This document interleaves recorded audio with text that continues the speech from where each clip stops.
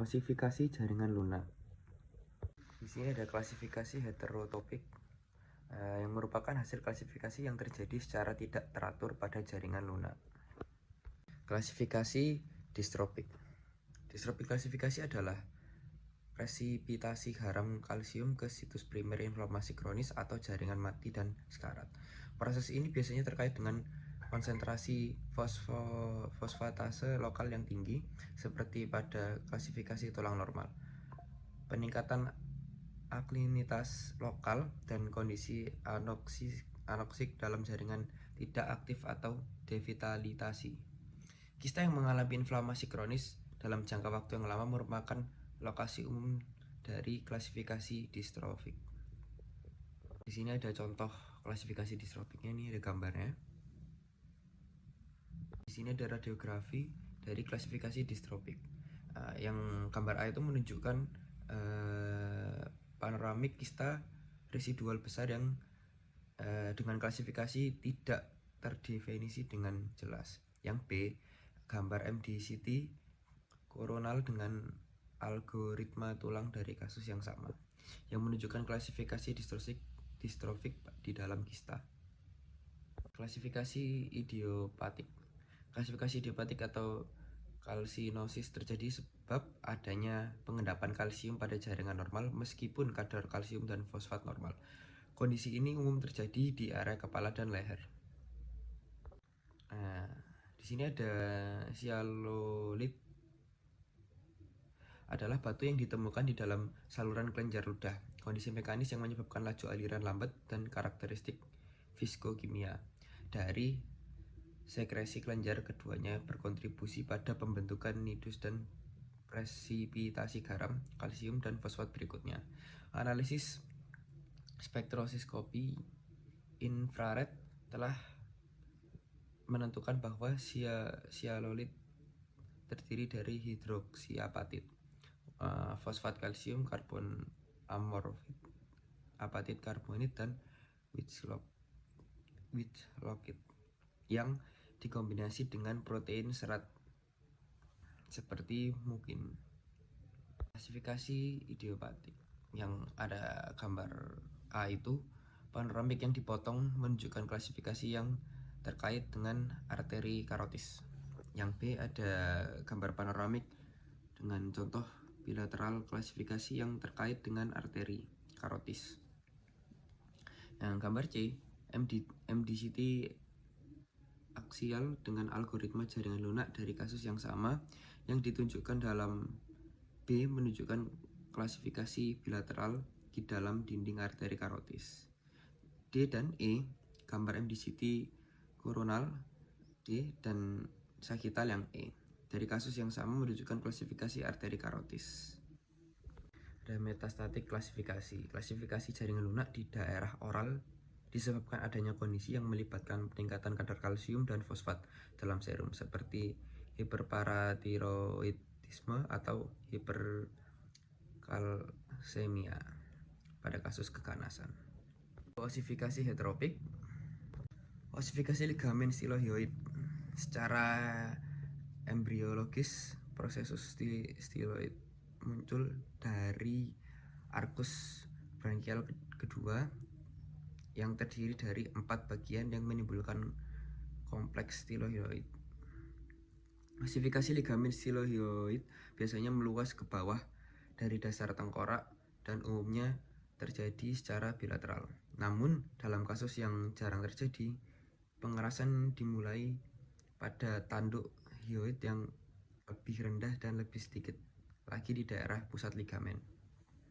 Gambaran klinisnya, ligamen yang mengeras biasanya dapat dideteksi dengan palpasi di atas tonsil sebagai struktur yang keras dan runcing.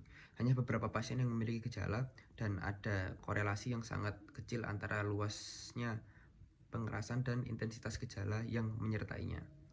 Gejala yang terkait dengan ligamen yang mengeras disebut sindrom Engel, yang dinyatakan sebagai salah satu dari 2 subtype. Yang pertama ada sindrom Engel klasik akibat benturan saraf kranial. Yang kedua ada sindrom arteri karotis akibat benturan pada pembuluh karotis ketika entitas ini dikaitkan dengan ketidaknyamanan dan pasien memiliki riwayat trauma leher baru-baru ini. Biasanya operasi amandel. Kondisi ini disebut sindrom Engel klasik. Lalu di sini ada fitur pencitraan. Pengerasan ligamen stilohyoid terdeteksi umumnya sebagai fitur insidental pada gambar panoram. Dalam studi, sekitar 18% dari populasi yang diperiksa menunjukkan pengerasan lebih dari 30 mm dari ligamen stilohyoid. Pada gambar panoramik, osifikasi linear meluas ke depan di daerah prosesus mastoid dan melintas aspek poster inferior ramus menuju tulang hyoid. Tulang hyoid diposisikan kira-kira sejajar atau superpose pada aspek posterior cortex inferior mandibula. Proses stioid muncul sebagai proses radiopak panjang meruncing tipis yang tebal di dasarnya dan menonjol bawah dan ke depan. Lalu ada diagnosis banding. Gejala yang menyertai pengerasan ligamen stilohyoid dan sindrom Engel atau sindrom stilohyoid umumnya tidak jelas. Namun ketika tidak terjadi dengan bukti khas osifikasi ligamen pada gambar diagnostik, kecil kemungkinan bahwa keluhan tersebut akan dibingungkan dengan entitas lain. Kadang-kadang gejala mungkin mirip dengan gejala yang terlibat pada disfungsi sendi mandibula dengan anestesi topikal atau menekan refleks muntah, palpasi fosa tonsil untuk memproduksi gejala dan mendeteksi massa submukosa yang dapat berfungsi sebagai konfirmasi diagnostik. Osteoma cutis. Osteoma cutis adalah pengerasan jaringan lunak yang jarang terjadi pada kulit atau jaringan subkutan yang bermanifestasi sebagai perkembangan fokus tulang di dalam dermis yang secara fisik dihilangkan dari jaringan tulang asli. Osteoma cutis mungkin primer terjadi pada tulang normal tanpa kondisi yang sudah ada sebelumnya, atau sekunder berkembang pada kulit yang rusak atau terganggu. Gambaran klinisnya, osteoma cutis dapat terjadi di mana saja, tetapi wajah adalah tempat yang paling umum. Lidah adalah situs intraoral yang paling umum. Osteoma mukosa atau osesus kristoma. Osteoma cutis tidak menyebabkan perubahan yang terlihat pada kulit di atasnya selain perubahan warna sesekali yang mungkin tampak putih kekuningan. Jika lesi besar masing-masing osteoma dapat dipalpasi. Sebuah jarum yang dimasukkan ke dalam salah satu pulpa menemui hambatan seperti batu. Di sini ada fitur pencitraannya. Secara radiografi kutis osteoma yang sering muncul di daerah pipi dan bibir. Nah, di lokasi ini gambar dapat ditumpangkan di atas akar gigi atau prosesus alveolar, memberikan tampilan area tulang yang padat. Lokalisasi yang akurat dapat dicapai dengan menempatkan film intraoral antara prosesus alveolar dan pipi untuk mencitrakan pipi saja. Secara alternatif, tampilan tengkorak poster anterior dengan pipi ditiup keluar dengan menggunakan teknik jaringan lunak 60 kVp membantu melokalisasi osteoma di kulit. Diagnosis bandingnya harus meliputi myositis ossificans, kalsinosis kutis, dan osteoma mukosa.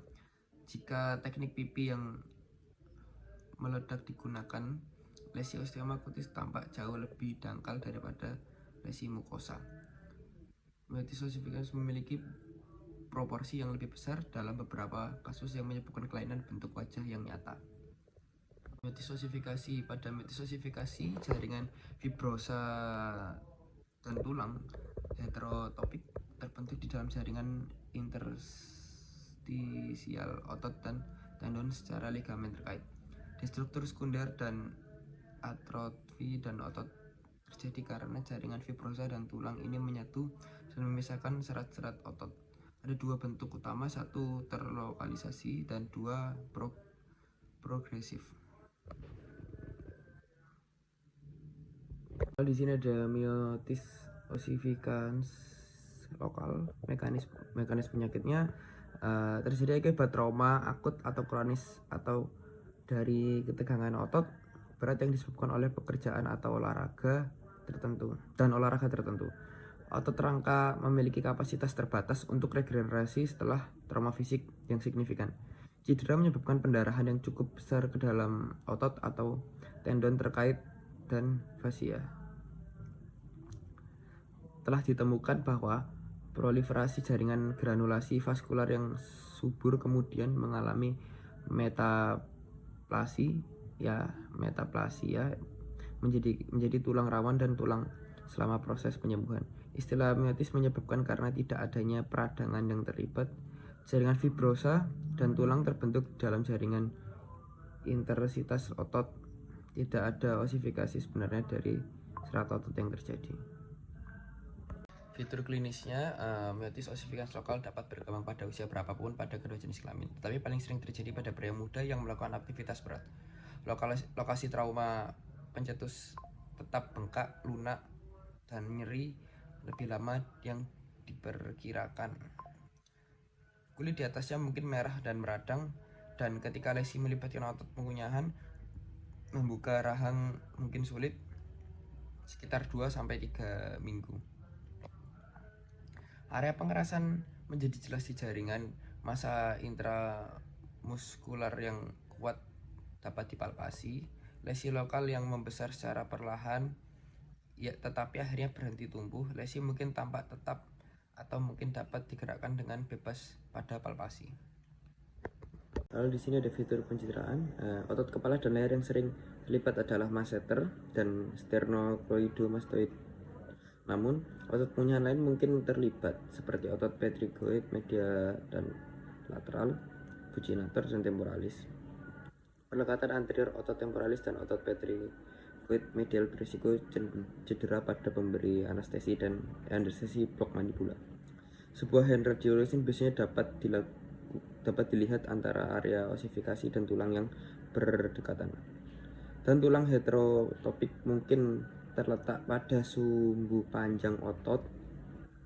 Massa umumnya berukuran kurang dari 6 cm dalam dimensi terbesar. Di sini ada myositis osifikans yang progresif. Mekanisme penyakitnya penyakit herediter langka dan dengan transmisi autosomal dominan, lebih jarang itu muncul sebagai akibat dari mutasi spontan. Ini lebih sering terjadi pada laki-laki menyebabkan gejala sejak masa bayi. Pembentukan progresif tulang heterotopik terjadi dalam jaringan intersential, otot, tendon, ligamen, dan facial, dan atrofi otot yang terlibat. Dan fitur klinisnya, dalam kebanyakan kasus pengerasan heterotopik dimulai di otot leher dan punggung atas dan bergerak ke ekstremitas. Penyakit ini dimulai dengan pembengkakan jaringan lunak yang lembut dan nyeri dan dapat menunjukkan kemerahan dan panas. Menunjukkan adanya peradangan, gejala akut mereda, dan massa yang kuat tetap ada di jaringan. Kondisi ini dapat mempengaruhi salah satu otot lurik, termasuk jantung dan diafragma.